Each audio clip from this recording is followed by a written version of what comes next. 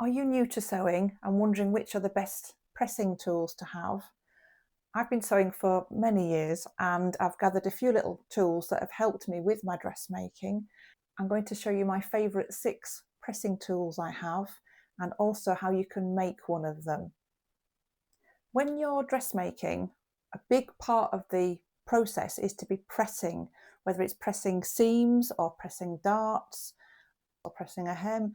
Every process with sewing, generally, you'll need to press afterwards, and it creates a much better finish to the garment at the end. To press, you'll need an iron. This is my iron. It's nothing special, but it is a steam iron and it's got a dial for different temperatures, which I think is really quite important for different fabrics that you might be pressing. And I can also turn the steam on and off, which is useful. So an iron, for pressing, and an ironing board. There are different size ironing boards. This isn't the widest one you can have, but it's quite wide and it's padded. And I think padding on the ironing board is quite important. That means there's no transfer of the metal grill underneath onto your clothing. But also if it's padded, you can, if you need to, stick pins into things to hold them in place on there as you're steaming. So iron and ironing board, definitely need those. Next up on my list, this is what I call my pointy tool. This is useful for when you're turning corners and you want to press into the corner. It comes in very useful with collars or maybe the corners on a blouse where you turned it out, or the cuff or something like that. Very inexpensive. I didn't always have one of these though. I used to sometimes use a pair of scissors. Some people will go, don't use scissors because it can be a bit precarious with the sharp point. Or I've used a knitting needle before. Honestly, I've gone through the fabric with a knitting needle, which isn't great to do. Something with a point, but honestly, it's cheap as chips to buy one of these, and that's a very useful tool. This piece of equipment you'll find in most haberdashery shops, and it's useful for pressing sleeves or anything where you've created quite a small tube of fabric. It's got a woolly side and a cotton side. The idea being use the cotton side for pressing cotton fabrics and the woolly side for pressing woolly fabrics. Really useful for when you're pressing sleeves. So I've got a sleeve here, or a blouse I've already made, but just to demonstrate for you. So the idea being, if you've got quite a tight space to press, it's not as easy maybe with the iron. You might go over the edge and press the edges. But with the sleeve press inserted into the sleeve, you can then open out the seam on there and then press on here, therefore just pressing the area that you want to press. If you haven't got one of these, you can always use a rolled up towel instead. That works quite well as well. A pressing cloth is useful also. This is just a linen tea towel and I use it as a pressing cloth, or any other tea towel I happen to put my hands on. I'd say cotton or linen preferable, just because they can withstand heat, and you might use a pressing cloth to protect delicate fabrics, or sometimes when you're pressing dark fabrics, the iron and the steam, it can create a sheen on the fabric and that never looks good. So a pressing cloth is useful. You can go and buy pressing cloths, but so far I've managed with just my tea towel and it's working okay. And next up, I've got a Tailors Ham. I have 2 here. This one is from the shop. This has been bought. And again, it's got the cotton side and the woolly side for the different types of fabric.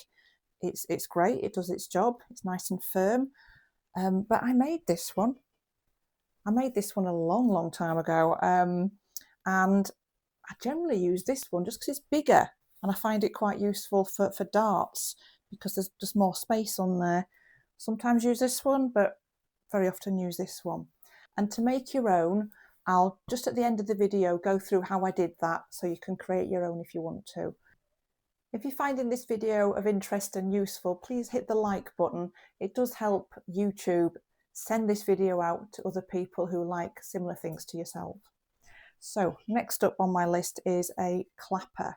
This is made of wood, and this is really useful if you're steaming a seam. Sometimes you can't put the iron on the fabric. I've used this more when I've been making like maybe a wool coat or a jacket. You don't want to press the iron onto the fabric because it'll distort it. So what you'd do is you'd hover the iron over the seam that you're potentially going to be pressing, so the steam penetrates into the fabric. And then afterwards, if you press with the clapper over that seam, the clapper takes that steam out of the fabric, therefore making that pressed seam really nice and crisp. You can see here on these seams how flat they look. The iron never touched the surface of the fabric, but using steam and then pressing with the clapper created the beautiful finish without damaging the wool fabric. Maybe you've seen me using this ham in some of my previous videos, but this is one I made many years ago. Cotton on one side and a sort of woolly fabric on the other side. It's what I happened to have at the time, and I created this myself, and it would be really easy to show you how to do that. So it is a sort of ham shape, and I think you could maybe draw this out quite simply yourself. I can give you some dimensions of this. So the length there is about 14 inches or 36 centimetres, and the width at the widest part here is 9.5 inches, 24 centimetres, and at the top here 7 inches or 18 centimetres. I think the easiest way to do this would be to get a piece of paper folded in half and to draw half of it on there, and then when you fold it out it's a mirror image and it would be even on both sides. What I did was to do a seam all around the edge, leaving an opening. I think I did the opening at this end. Yeah, I can see the hand stitches there.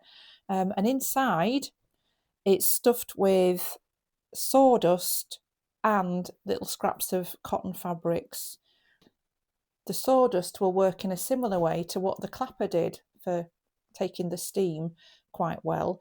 So it's mainly sawdust, and I remember I put bits of fabric in because I ran out of sawdust. I didn't have quite enough. That means it's quite firm, and it served me very well. Like I say, it's several years old, still going strong. So that's how to make your own ham. I hope this video has been useful for you for understanding pressing tools. Thank you very much for watching.